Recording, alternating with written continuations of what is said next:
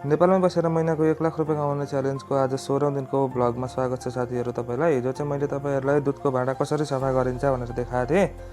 आज चाहिँ म तपाईँहरूलाई दुध हाल्ने बोतल चाहिँ कसरी साफ गरिन्छ त घरमा भनेर देखाउँदैछु है त। सबैभन्दा पहिले अब यसरी सरफ पानी हालेर चाहिँ बाटामा सरफ पानी तयार गरिन्छ। त्यस पछाडि अब यी बोतलहरू बेला पारेको हुन्छ हो। त्यो बोतलहरूलाई यसरी सट्ट सरफ पानीमा हाल्दै धुँदै पखाल्दै गरिन्छ। यसरी सरफ पानीमा डुबाउँदै निकाल्दै फेरि यता सफा पानीले मोटरबाट सफा गर्दै राख्दै गरिन्छ है त। अझै हेर्नु होला, पछाडि पनि अझै म त्यहाँ के गर्नुपर्छ सबै देखाउने छु। अनि अब यसमा मैले एउटा चाहिँ यो देसी जुगाड बोतल मोल्ने बनाएको छु।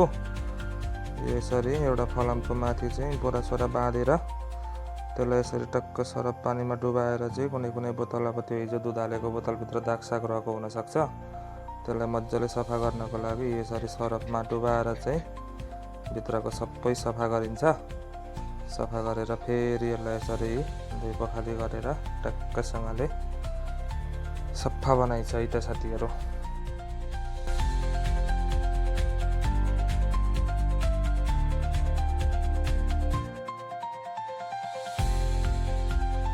अनि यसरी बोतललाई ट्याक्क धोएर एकदम सफा बनाएर रेडी बनाएपछि यसरी क्यारेटमा ट्याक्क मिलाएर चाहिँ अब भोलि दुध हाल्नलाई रेडी बनाएर राखिन्छ।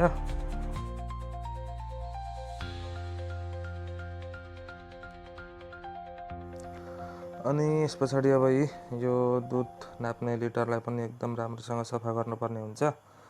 यसमा अब त्यस्तो केही उयो रह्यो भने भोलि चाहिँ दुध फाट्ने डर एकदम धेरै हुन्छ। त्यही भएर यसलाई चाहिँ मजाले अब यो चाहिँ दुध चाल्ने यसलाई पनि मजाले चाहिँ यसरी धोइधाइ पारेर यो चाहिँ बिहान दुध उठाउँदाखेरि एकदम छानेर चालेर त्यस्तो केही नपसोस् भनेर चाहिँ चालेर उठाइन्छ। अनि त्यस पछाडि यसरी ठुल्ठुला बोतलहरू पनि हुन्छन्, कसैलाई 1.5 किलो 2 किलो दुध दिनुपर्ने हुन्छ।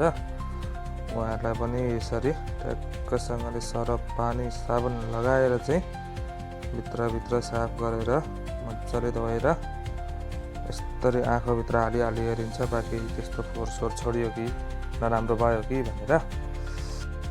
र यसरी सकेसम्म चाहिँ ग्राहकलाई एकदम सफा बोतलमा राम्रो स्वच्छ दुध खुवाउनको लागि सरसफाइमा पनि लगभग राम्रै ध्यान दिएको हुन्छु मैले चाहिँ।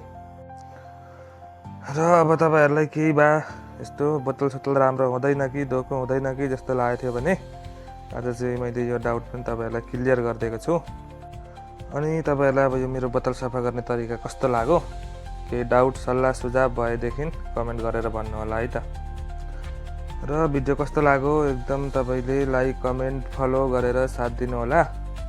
हाम्रो 1 महिनामा 1 लाख रुपियाँ कमाउने नेपालमै बसेर मिसन छ, जोडिराख्नु होला है त साथीहरू। अब 1 महिनामा के हुन्छ, पुग्छ पुग्दैन हेरौँला।